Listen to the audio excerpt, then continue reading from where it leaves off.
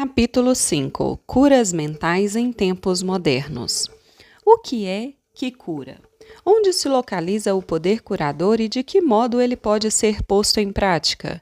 Essas perguntas vitais interessam profundamente a todos nós, e a todas a resposta é sempre a mesma. Esse poder situa-se na mente subconsciente de todas as pessoas, e o processo curador é deflagrado por uma mudança de atitude mental da parte do doente. Nenhum praticante de ciência mental ou religiosa, psicólogo, psiquiatra ou médico jamais curou alguém, diz um velho ditado. Um médico trata e Deus cura a ferida. O psicólogo ou psiquiatra provoca uma mudança eficaz, removendo os bloqueios mentais do paciente, de modo que o princípio curativo possa ser liberado, restabelecendo-lhe a saúde. De idêntica maneira, o cirurgião remove o bloqueio físico, permitindo que correntes curadoras funcionem normalmente. Nenhum médico, cirurgião ou praticante de ciência mental pode legitimamente alegar que curou o paciente. O processo curador, que é sempre o mesmo, pode receber numerosos nomes: natureza, vida, Deus, inteligência criadora, mas, na realidade, essas são apenas maneiras diferentes de denominar o poder do subconsciente. Conforme ressaltamos, podemos fazer uso de vários métodos diferentes para eliminar os bloqueios mentais, emocionais e físicos que impedem o fluxo do princípio vital curador existente em todos nós. Esse princípio, residente na mente subconsciente, se dirigido de forma correta pela própria pessoa ou por outrem, pode curar e curará mente e corpo de todas as doenças. O princípio existe em todas as pessoas, quaisquer que sejam seus credos, cores ou raças. Não temos que pertencer a uma dada igreja para utilizar e participar do processo curador. O subconsciente cicatriza a queimadura ou o corte em nossa mão, mesmo que sejamos ateus ou agnósticos. A cura mental moderna baseia-se na verdade irrefutável de que a inteligência infinita e o poder da mente subconsciente reagem segundo a fé do indivíduo. Praticantes da ciência mental ou pastores seguem a injunção bíblica, isto é, entram em seu reservado e fecham a porta, o que significa que silenciam a mente, relaxam, soltam-se e pensam na presença curadora e infinita neles residente. Fecham a porta da mente a todas as distrações externas, bem como a qualquer tipo de interrupção, e, em seguida, tranquilamente e sabendo o que fazem, transferem o pedido ou desejo à sua mente subconsciente, sabendo que a inteligência nela existente atenderá de acordo com as necessidades específicas do paciente.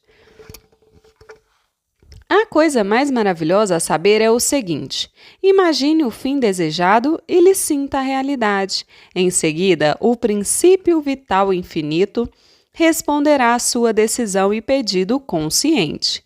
Esse, aliás, é o sentido do texto. Acredita que recebeste e receberás. E é isso o que faz o cientista mental moderno quando pratica a terapia da prece. Um único processo de cura.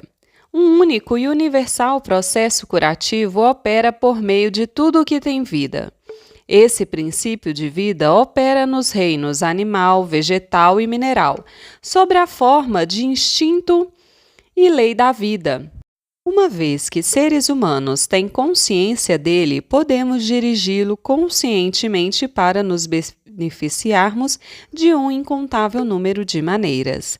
São muitos e diferentes os enfoques, técnicas e métodos de uso do poder universal.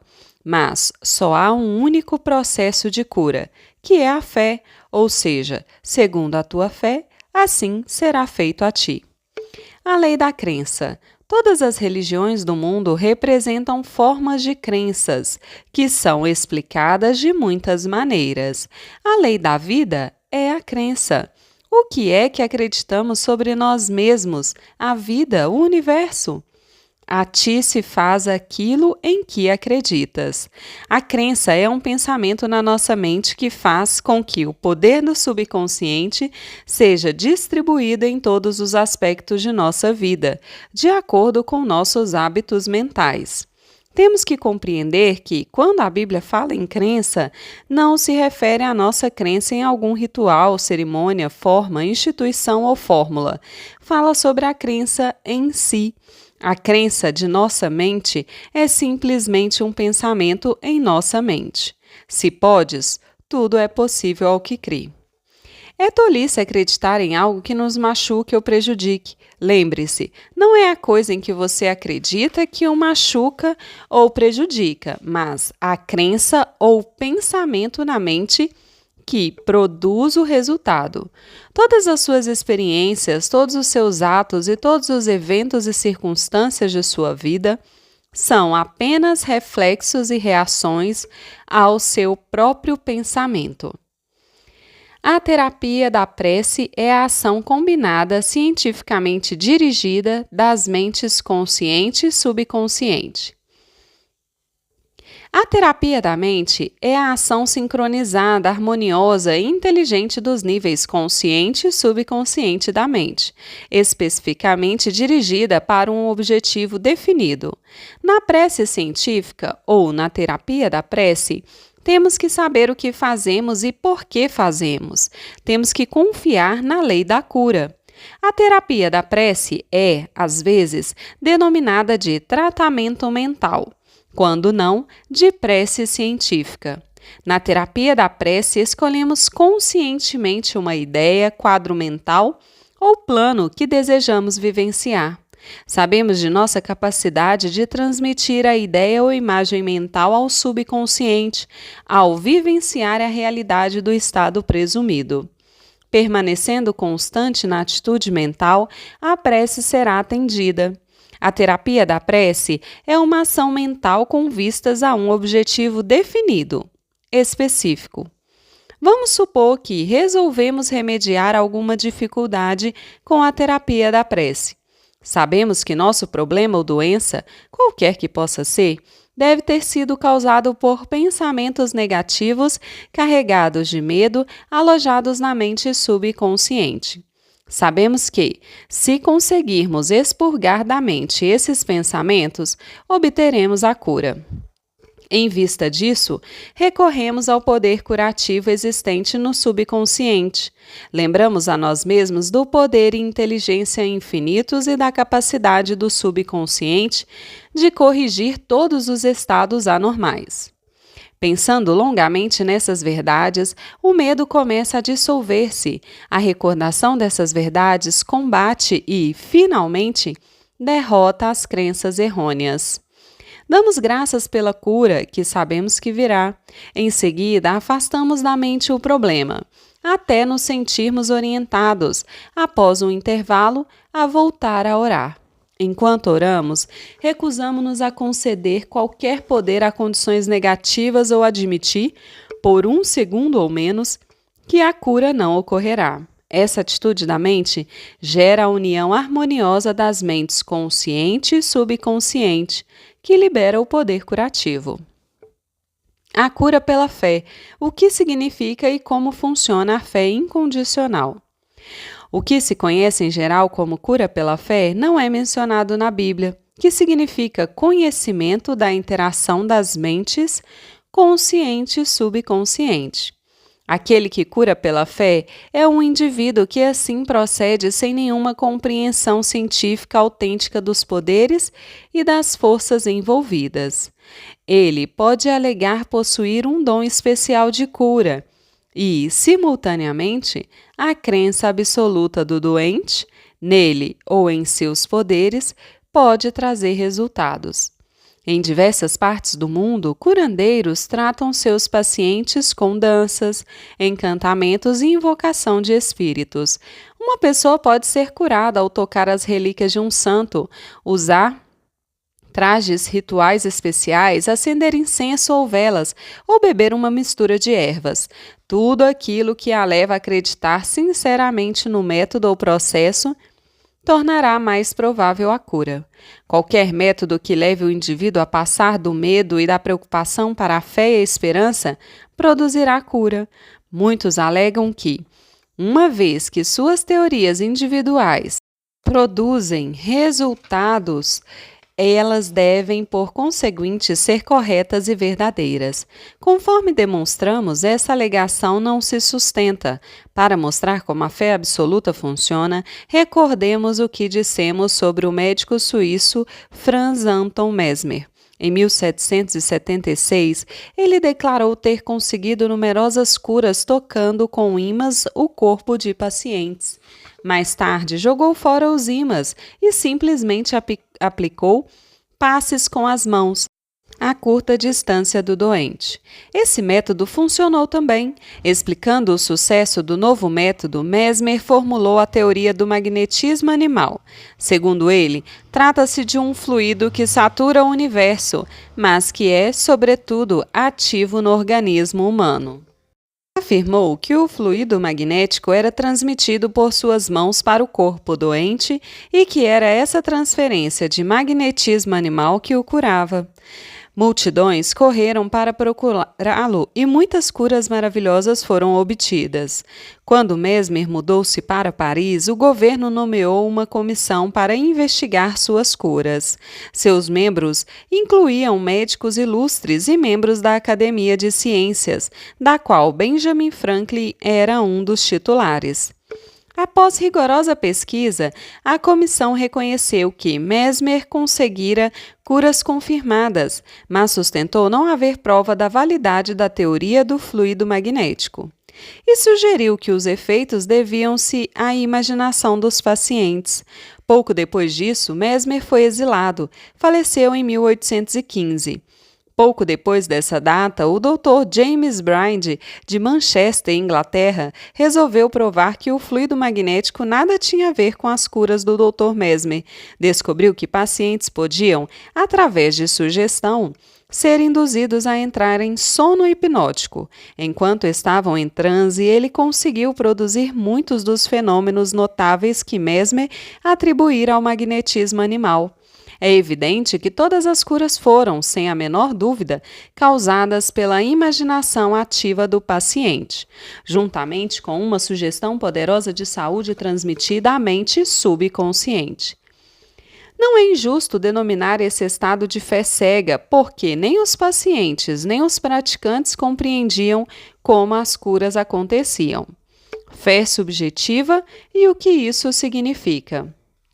A mente subjetiva ou subconsciente do indivíduo é tão suscetível ao controle da mente consciente ou objetiva quanto à sugestão de outra pessoa.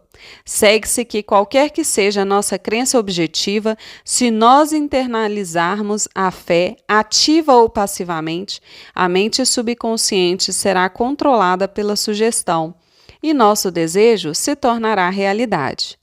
A fé necessária nas curas mentais é de natureza puramente subjetiva, e a maneira de conseguir isso é por fim a oposição ativa da mente objetiva, ou consciente. Para que ocorra a verdadeira cura do corpo, evidentemente, será muito melhor que as mentes consciente e subconsciente estejam em estado de aceitação completa da fé. Essa condição, porém, nem sempre é essencial. Podemos entrar em estado de passividade e receptividade relaxando mente e corpo e mergulhando em estado de sono. Nesse estado de modorra, o estado de passividade em que nos encontramos nos torna receptivos a gravações na mente subjetiva. Certa vez, uma pessoa me perguntou: como foi que fiquei curado com um pastor fulano de tal, quando ele me disse que não há essa tal de doença e que a matéria não existe? Não acreditei em uma única palavra do que ele disse. Achei que ele estava insultando a minha inteligência. Ainda assim, fui curado. Como isso pôde acontecer? A explicação é simples. Ele foi acalmado com palavras tranquilizadoras, instruído a entrar em um estado de absoluta passividade e a nada dizer nem pensar por algum tempo. O pastor tornou-se também passivo, De forma tranquila, calma e insistente, durante meia hora, disse a esse homem que ele iria ter saúde perfeita, paz, harmonia e completude. Ao fim de meia hora, o homem sentiu um imenso alívio e recuperou a saúde. É fácil compreender que a fé subjetiva dessa pessoa tornou-se realidade devido à sua passividade sob tratamento e às sugestões da saúde perfeita que foram transmitidas à sua mente subconsciente. As duas mentes subjetivas estavam naquele momento em estado de comunhão.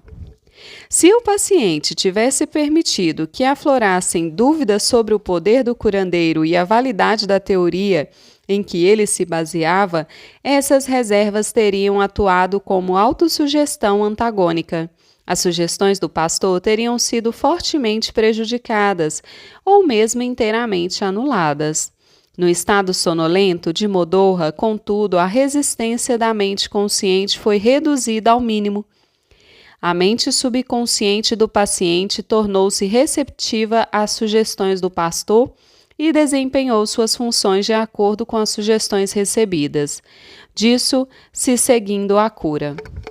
Significado do tratamento à distância.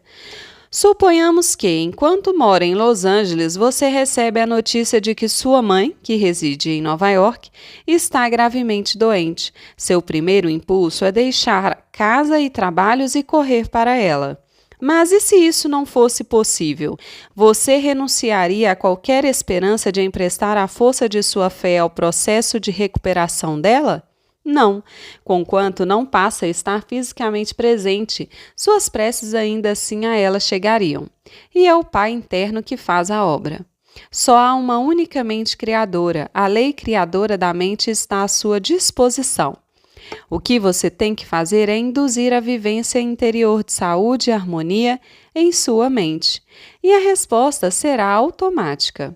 Essa materialização interior, atuando por meio de sua mente subconsciente, agirá por seu lado sobre a mente subconsciente de sua mãe.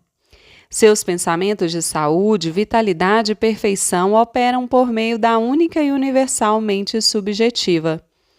Põe em movimento uma lei de aspecto subjetivo da vida que se manifesta pelo corpo de sua mãe como cura. No princípio da mente não há nem tempo nem espaço. A mesma mente opera por intermédio de sua mãe e de você, onde quer que vocês possam estar. Na realidade, não há tratamento à distância, em comparação com o tratamento presente. Você não tenta enviar pensamentos ou manter um pensamento. O tratamento que você faz é um movimento consciente do pensamento, tornando-se consciente dos aspectos de saúde, bem-estar e relaxamento. Esses aspectos ressurgirão na vivência de sua mãe. Os resultados se seguirão automaticamente. Vejamos um exemplo concreto do que é erroneamente chamado de tratamento à distância. Uma mulher em Los Angeles soube que a mãe, residente em Nova York, estava com trombose coronária. Como não podia correr para seu lado, orou da seguinte maneira: a presença curadora está existente onde minha mãe está. Seu estado físico é apenas um reflexo de sua vida mental, como sobras projetadas numa tela. Sei que para mudar as imagens na tela, tenho que mudar o que elas refletem. Nesse momento, projeto em minha própria mente a imagem da completude, harmonia e perfeita saúde de minha mãe. A presença curadora infinita que criou o corpo e todos os órgãos de minha mãe está, neste momento, saturando cada átomo do seu ser e um rio de paz flui por todas as células de seu corpo. Os médicos estão sendo divinamente orientados e dirigidos, e quem quer que nela toque está sendo guiado para fazer o que é certo. Sei que a doença não tem uma realidade final. Se tivesse, ninguém poderia ser curado.